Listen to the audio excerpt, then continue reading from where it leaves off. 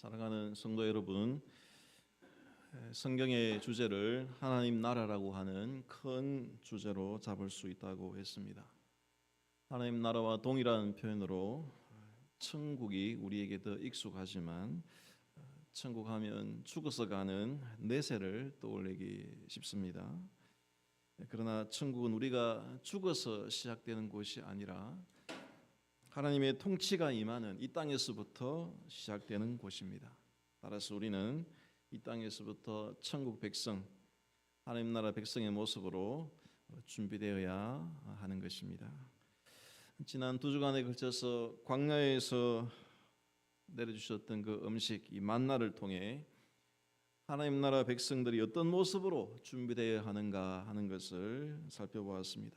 만나를 나누는 원리를 통해서 은혜를 나누는 모습, 또 섬길 줄 아는 모습을 갖춰야 하나님 나라 백성의 모습이 된다고 했습니다.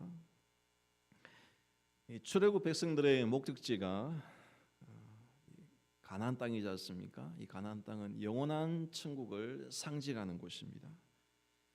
그러므로 이 가나안 땅을 향하는 여정에 있는 이 광야는 하나님 나라 백성다운 모습으로 은혜를 배우고 또 섬김을 배우는 훈련할 수 있는 최적의 장소라고 할 수가 있습니다. 그런데 이제 만나를 통해 광야에서 음식을 해결받은 이스라엘 백성들에게 하나님은 또 다른 모습을 요구하고 계십니다. 16장에서는 만나에 대한 교훈을 주셨던 하나님께서 이제 17장에 이르러서는 아말렉이라고 하는 적군과 전투를 하게 하십니다. 그리고 싸워서 이기게 하십니다. 예수님이 계시록 교회 중에 버가모 교회를 향해서 이기는 자에게 내가 감추었던 만나를 주시겠다 하셨습니다. 이 만나를 먹는 것과 싸움에서 이기는 자에게 주시는 은혜가 연결되어 있습니다. 오늘 본문을 통해 승리하신 그리스도를 의지하여 영적 싸움에서 이기는 교회가 되자라는 요지로 말씀을 전하겠습니다. 첫 번째 대지, 전투하는 교회입니다. 성도 여러분, 천성을 향해 나아가는 우리 성도들은 항상 착해야 하고 선해야 하고 손해 보아야 되고 무조건 사랑을 베풀고 살아야 되는 것은 아닙니다. 믿음에 가는 성도들에게도 때로는 싸움이 필요할 때가 있습니다. 바울 사도가 인생 말년에 자신의 지난 삶을 돌아보면서 내가 선한 싸움을 싸웠다 하고 말하지 않습니까? 전도서 3장에도 때에 대한 교훈을 하면서 사랑할 때가 있고 미워할 때가 있으며 전쟁할 때가 있고 평화할 때가 있느니라 했습니다. 이스라엘 백성들의 이 광야 행진은 하나님 나라의 군사로, 하나님 나라의 싸움을 싸워야 되는 군사로 준비되는 과정이라고 볼 수 있습니다. 오늘 본문은 이 광야에 들어선 백성들이 아말렉과 싸우는 군대로서의 모습을 처음으로 보여주고 있는 장면입니다. 그런데 놀라운 것은 이스라엘 백성들이 이 군대라는 정체성을 가진 것은 이미 출애굽하기 전부터 형성되어 있었습니다. 성경을 참고해 보시면은 출애굽 6장 7장에서 하나님이 모세에게 이스라엘 백성들을 나의 군대라 이렇게 칭하십니다. 그때 이스라엘 백성들은 노예생활을 하고 있었지 않습니까? 그런 자들을 향해서 이스라엘 자손을 그들의 군대대로 인도하라. 내 군대, 내 백성 이스라엘 자손을 인도하여 낼지라 명하셨습니다. 그리고 애굽에서 나올 때 대열을 지어 나오게 하셨습니다. 이전 번역에는 대열을 지어 이 말이 항오를 지어서 나왔다. 군인들이 행군할 때에 질서 있게 형태를 유지하듯이 전투할 때 전술 보행을 하듯이 이동하게 하셨던 것입니다. 성도 여러분, 천성을 바라보며 광야 인생길을 걸어가는 우리는 하나님의 이 군대라고 하는 이 정체성을 지닌다 하는 것을 분명히 하시기 바랍니다. 신약에서 스데반 집사님이 광야 행진하던 이스라엘 백성들을 향해서 광야 교회라고 불렀습니다. 출애굽 백성들이 하나님의 군대로 불러졌다 하는 것을 이 말씀에 근거하면은 신약에서 하나님의 백성으로 부름받은 이 교회 공동체 역시 군대 정체성을 지닌다고 할 수가 있습니다. 따라서 우리가 타고 있는 이 교회라는 배는 유람선이 아니고 전투함이라고 할 수가 있겠습니다.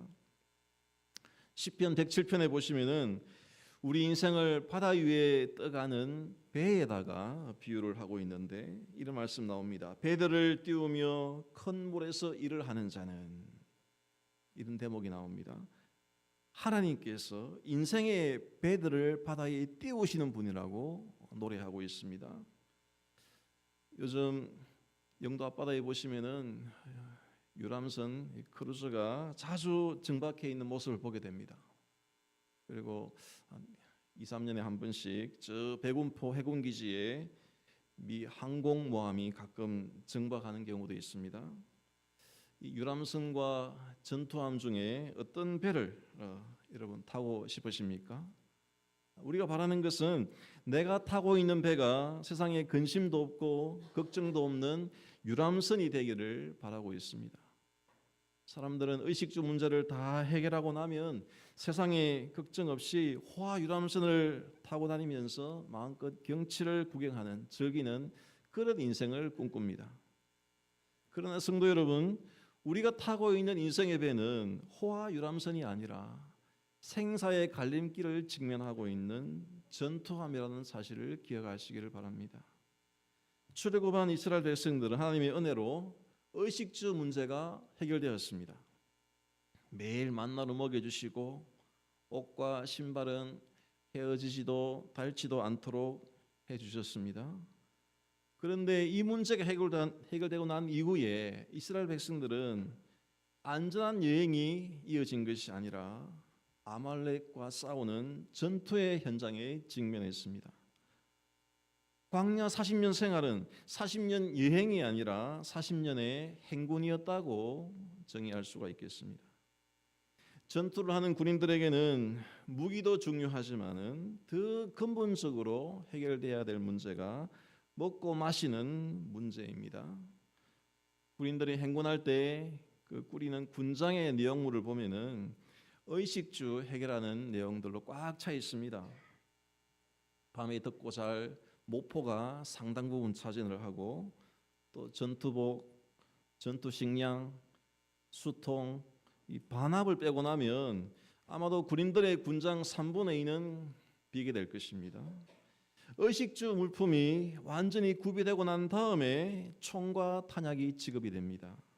하나님께서는 우리에게 이 먹을 것, 입을 것을 먼저 풍족하게 채워주시는데 그 이유는 우리로 하여금 이 영적 전투를 잘 치르도록 그 전에 전투 식량을 넣고 전투복을 넣게 하셔서 군장을 꾸리게 하시는 것과 같다고 볼 수 있습니다. 이렇게 넉넉한 환경을 주실 때에 이것이 나에게 주실 영적인 싸움을 준비시키기 위함이다 하는 것을 잊지 마시기 바랍니다. 성도 여러분, 저 여러분이 타고 있는 이 교회라는 배는 유람선이 아니라 전투함으로 보셔야 됩니다. 유람선과 전투함에는 큰 차이가 있습니다. 가장 큰 차이는 어디에서 보람과 기쁨을 누리느냐 하는 것입니다. 유람선을 탄 사람들은 바다 경치를 즐기고 또 유람선 내에서 파티와 음식을 즐기면서 기쁨을 누립니다. 그러나 전투함에 타고 있는 승무원들은 전투에서 싸워서 이기는 것이 기쁨이고 상관이 명령한 목표 지점까지 도달하는 데에서 임무를 완수하는 데에서 보람을 느낍니다. 전투함에 탄 사람도 유람선 탄 사람과 비슷하게 먹고 자고 휴식을 취하는 것 동일하지만은 그 자체를 즐기기 위함보다는 전투함에서는 명령 수행을 위해서 준비하고 충전하기 위한 것에 목적을 두고 있습니다.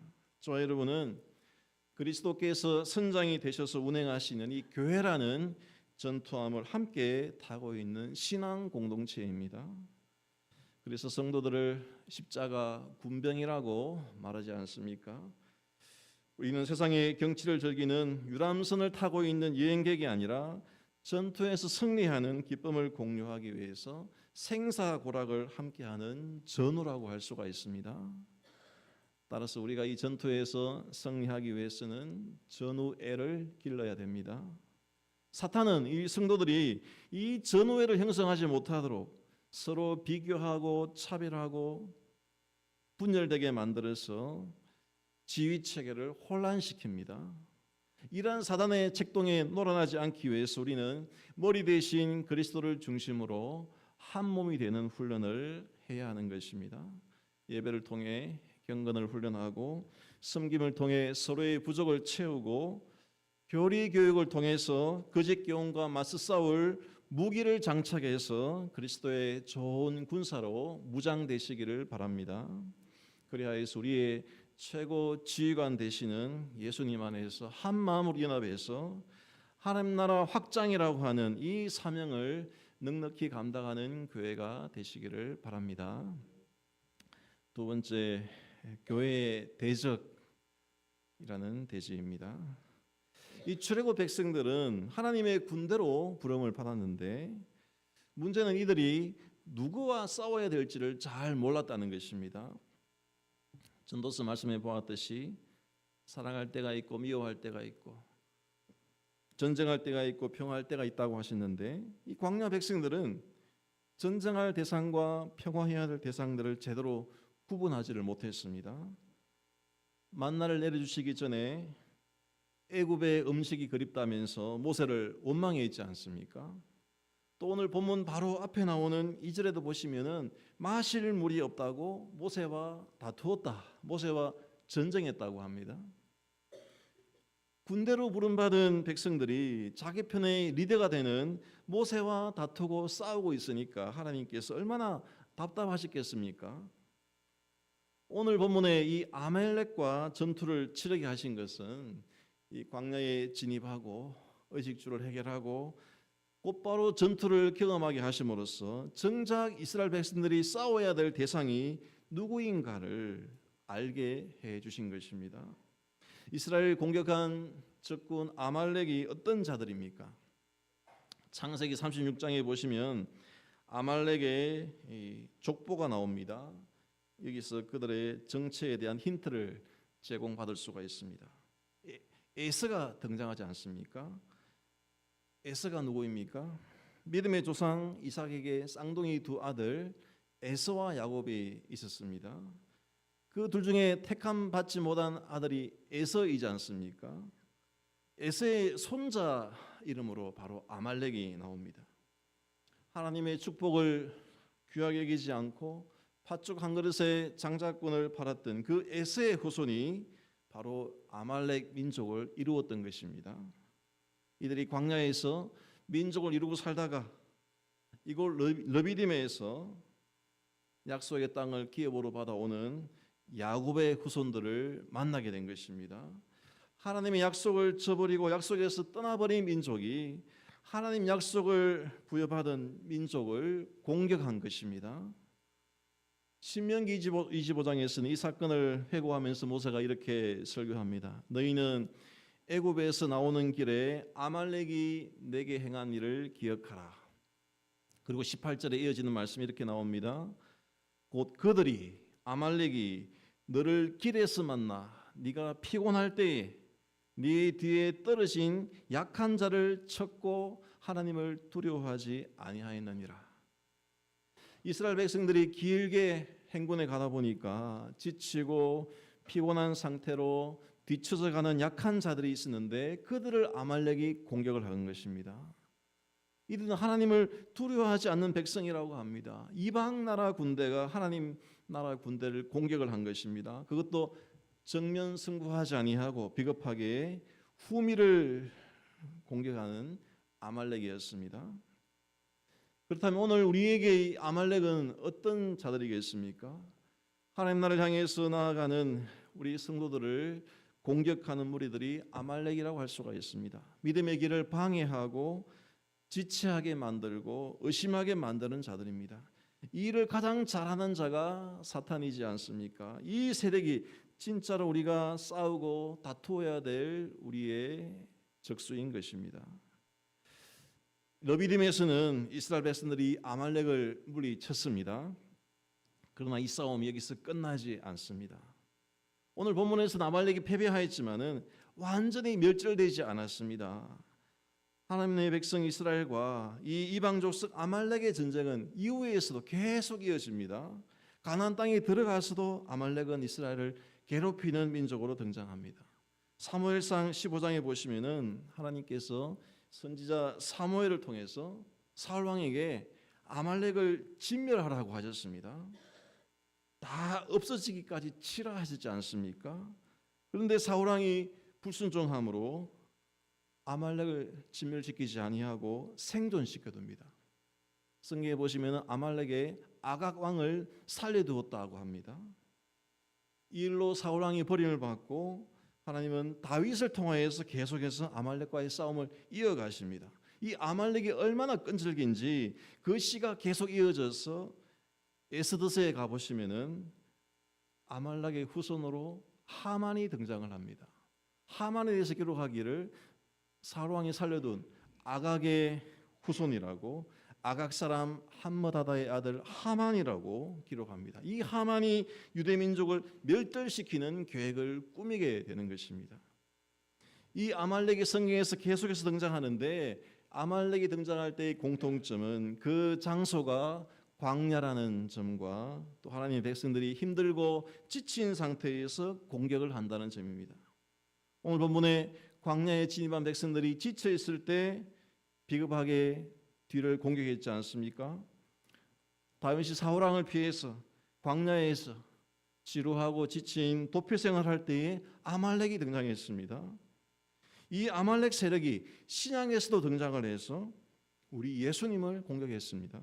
광야에서 예수님이 40일 금식 기도하시고 기도하신 가운데 육신이 지쳐 계실 때, 가장 약해 있을 때 아말렉은 사단으로 본색을 드러내어서 예수님을 시험하였던 것입니다. 이 아말렉으로 상징되는 이 사단의 공격은 지금도 약해 보이고 지쳐있는 하나님의 백성들을 유혹하고 괴롭혀서 넘어뜨리는 시도를 하고 있습니다. 그러나 이 사단의 광야 시험을, 이 아말렉의 공격을 그리스도께서 이기고 승리하심으로 더 이상 아말렉은 힘을 쓰지 못하게 되었습니다.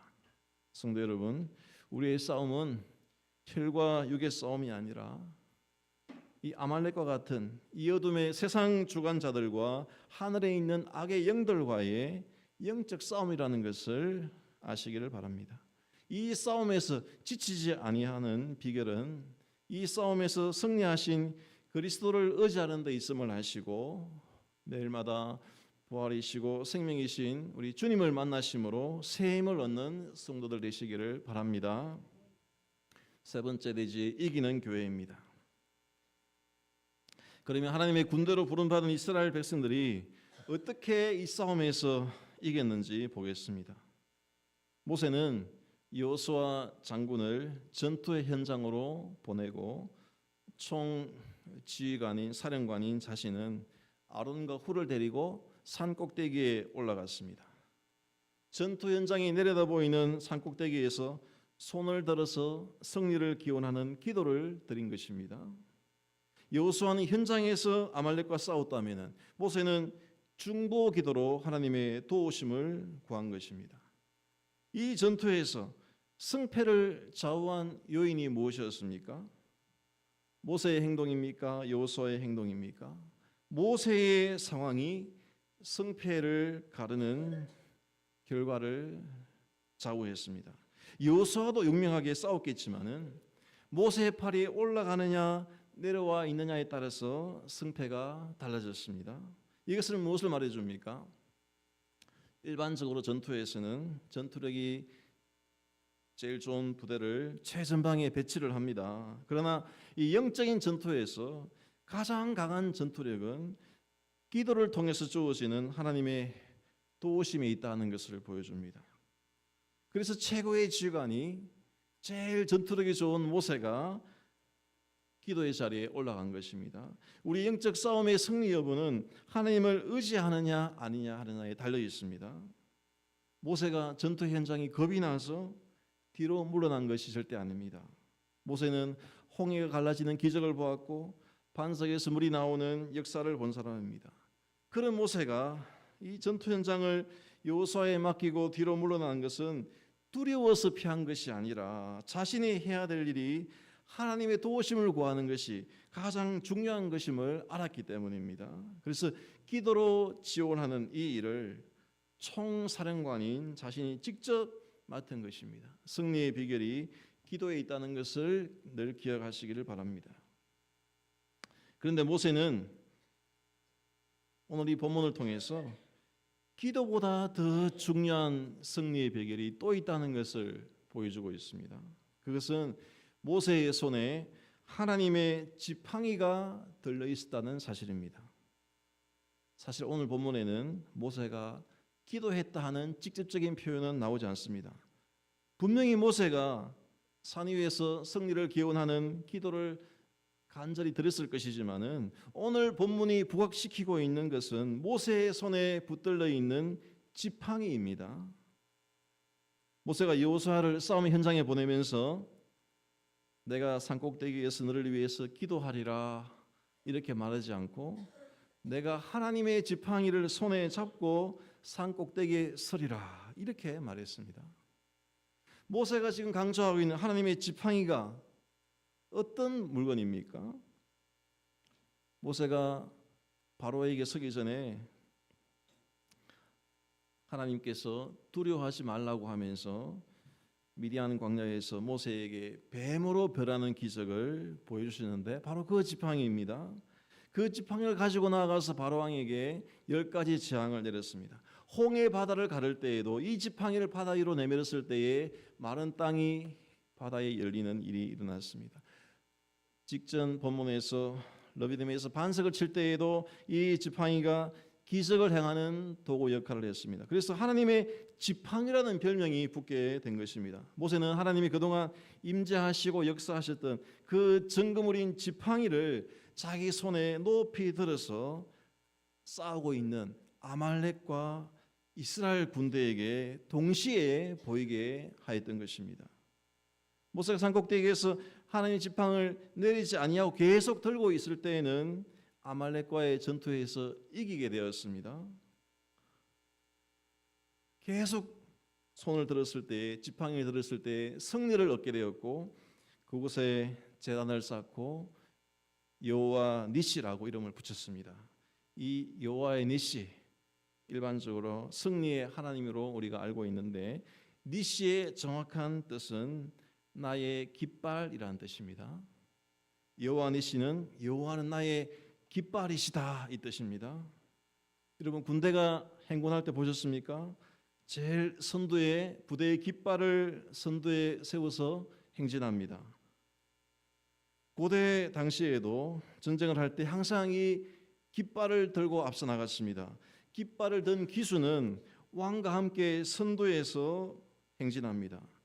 그리고 이 깃발은 싸움에서 나온 군대가 어느 왕에게 속한 군대인지를 드러내는 도구의 역할을 합니다. 그리고 깃발이 높이 펄럭이고 있는 동안에 싸움 현장에서 깃발이 세워졌을 때에는 지금 왕이 우리와 함께 싸우고 있구나, 대적을 향해서 함께 우리와 대항하고 있구나 하는 것을 싸우는 군사들에게 증거를 하는 도구가 됩니다.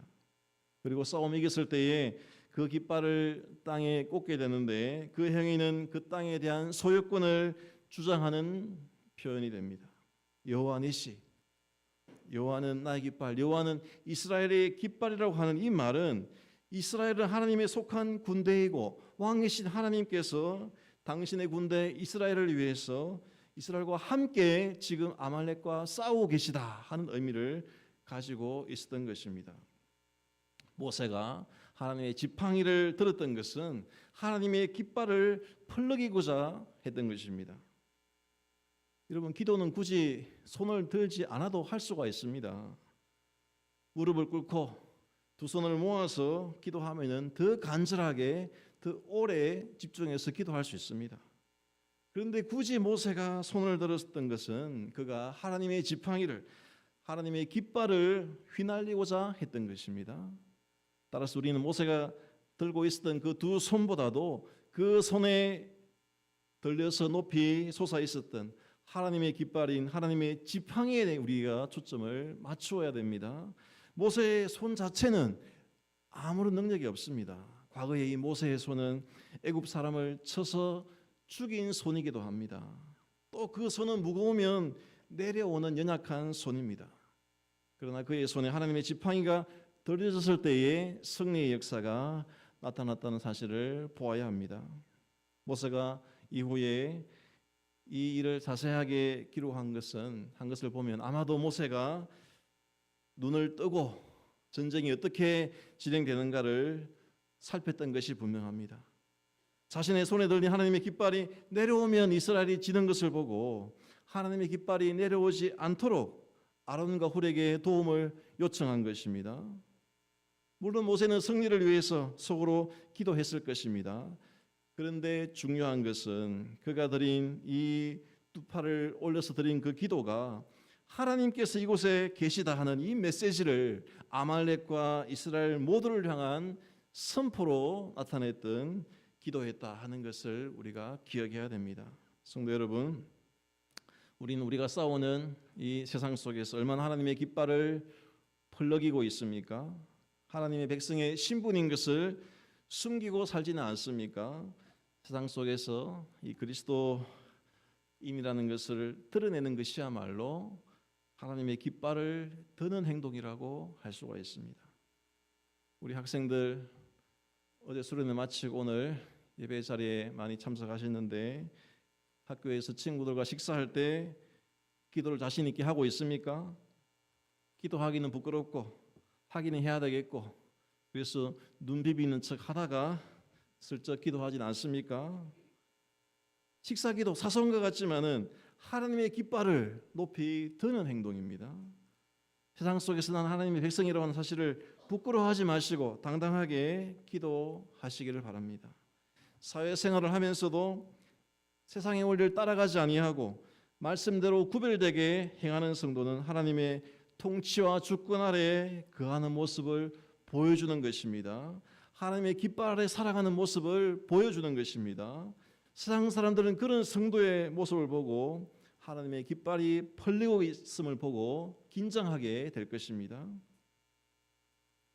우리 예수님께서 이 아말렉과 같은 사단의 공격에 대해서 승리하신 방식도 이와 같았습니다.